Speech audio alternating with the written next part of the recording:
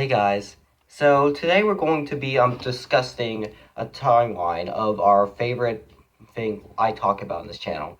The timeline of a movie. We've seen those before on YouTube, but most of them was just videos of what a movie that started in another.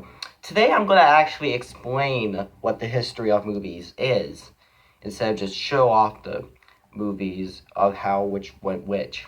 So without further ado, we'll go ahead and discuss. So when did movies first start? It all started back in 1878, which was, my god, a very long time ago. Back then was when, a lot of different stuff, not stuff we normally do today, but stuff that is still a thing to think about. Back in 1878, we got our first movie. This movie was actually not much of a movie. Why? Simple. It's because it was actually just a camera test. Back then was when they finally got video cameras, so they needed those cameras to film quality for a movie. And how did it turn out? Well, back then it turned out fine. Today, you probably just see other stuff. But anyway, they then decided to do some more of them. And they all worked out perfectly. Around the 20s is when they decided it's time to actually make fun-filled stories for movies. So that's when they started making the cinematic movies with real stories. It all was black and white back at the time because the cameras they owned were only used for black and white, which is when we got examples like Alfred Hitchcock movies or any other scary or different type of movie. And they all turned out fine. And that is until the 30s where they decided to make their movies longer because a lot of their fans wanted movies to be long so they can sit through it. How do they take it? Simple. They made some of their movies long, like 3 hours long or something like that. And that is when they decided to do that. So it's what they did. They finally filmed the next few big movies, and they all became big hits. And then in 1939, there were actually people finally able to publish cameras with color, as we got our first ever colored movies, The Wizard of Oz and Gone with the Wind, which are the first movies to ever feature actual color, and no, the cartoon ones don't count. Oh, that's right, animation. Walt Disney also published for two, because when Walt Disney started, he spent most of the time doing cartoons. In 1937, he got his first cinematic release of Snow White and the Seven Dwarfs. How it turned out? Perfect. He then went on to make more animated movies. That is until he passed away in the 60s. That meant he had no where to do, so they had to put the company forward for Buena Vista to help Disney for the next movies. And the next few movies that were for Disney turned out great. How about for the live action movie industry? Well, apparently after all that, we finally got our famous movies, and all of them were a hit. But it is until the 50s, late 50s, where there were actually released of movies that didn't turn out very well. Examples? Well, around the 60s, we got stuff like Manos Hands of Fate or Santa Claus Conquers the Martians. Those were disasters. So then they had two big problems with them. And turns out the movie industry started to turn out with a couple of disasters. That's dumb because at the time, all the movies they made were hits. Excuse me, I gotta grab. I need these wires need to come out. Put up this desk. Anyway, it's sad because movies should be worked. Turns out they actually got movies that didn't work very well. So around the 70s is when things changed. They needed to make their movies in a perfect change and all. So every movie nowadays featured the ratings.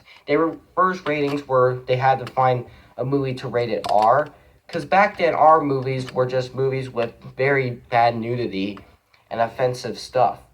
And for PG, it was just, they can use adult language, but don't show any nudity or stuff like that. G meant what PG means now. A friendly movie for every age, which also can still have an idea. And how did that turn out? That was a perfect idea for the ratings. So all the movies they rate were perfect. The 70s was home to some classic. like Jaws, Star Wars, Superman, Godfather. They were all hits. Rest awards went through the roofs. And there were still disasters, but all those disasters were easily solved. And that's all what I could say. They also started to make spoofs, satires, more satires. So in the 70s, they made some popular satires, which made Young Frankenstein, Blazing Saddles, Monty Python and the Holy Grail, big comedy hits. So what and now? In the 80s. Everyone knows now the 80s is the best decade. So movies turned out perfect. We got creators to do all that. But they also decided it's time for a movie to actually get published for us to watch outside of the theater.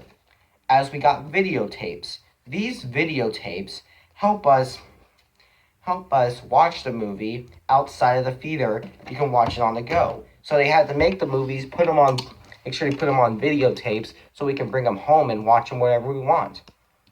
And back in the 80s, there still were problem with movies. We got some problems like Garbage Pail Kids, Jaws 4, and all that. So companies needed a little bit more work. But they did make a new rating of PG-13, which basically just means a movie for teens to watch and not really much for younger kids. So was a fine rating. Everyone found that to be fine to watch. And all that being said, we get the 90s. Movies were all for the roofs. Fans were loving everything they got. We got stuff like Forrest Gump, Pulp Fiction, The Shawshank Redemption, and Jurassic Park and all that, which is actually the company's chance of making CGI.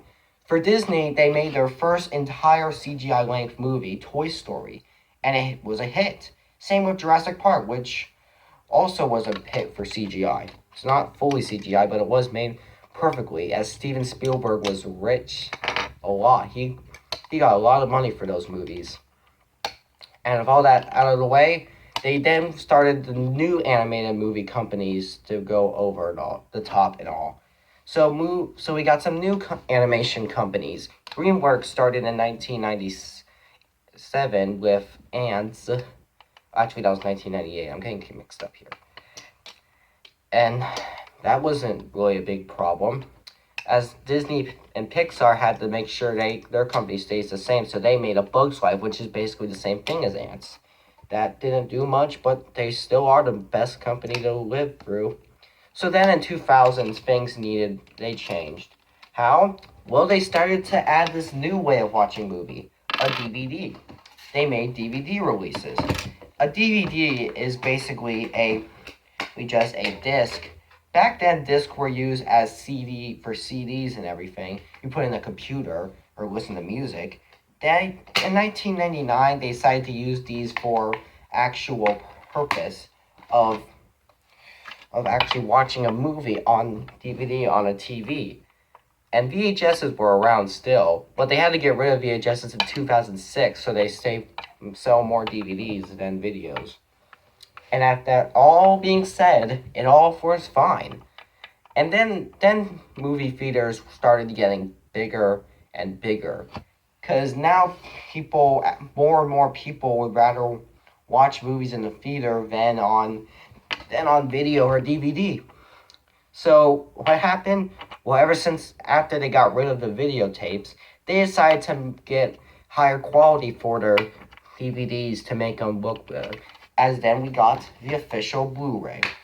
A Blu-ray is basically just a DVD, except it has bigger quality. The quality, they needed to make the quality. But people didn't really say that would help. But they did say it was a very good idea.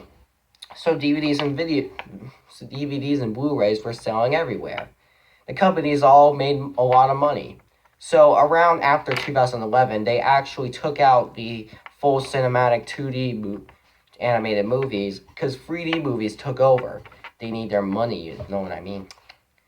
And that, of course, goes with Disney, as they started releasing more 3D animated movies and got off of releasing 2D animated movies. So that's kind of Walt Disney's problem in the grave. So after all that, it's all there, as the company of movies is perfect. In 2016, the Blu-rays were selling less because people have found movies on the big screen at the time more quality than the Blu-ray has. What did they do? Well, they released a new 4K for Sony, 4K Ultra HD Blu-ray, where the movie has bigger quality like you would find on a big screen. And it worked. It sold perfectly. And now the movies we have nowadays have high quality, full sound, and a full rating. And that's the best I can think of for this timeline. These are all the movies that were sold and everywhere. Thanks for watching. The timeline hopefully helped a few people on how it works and everything. And now with all that, you can finally think of ideas for new videos. So it's gonna take a while to think about it.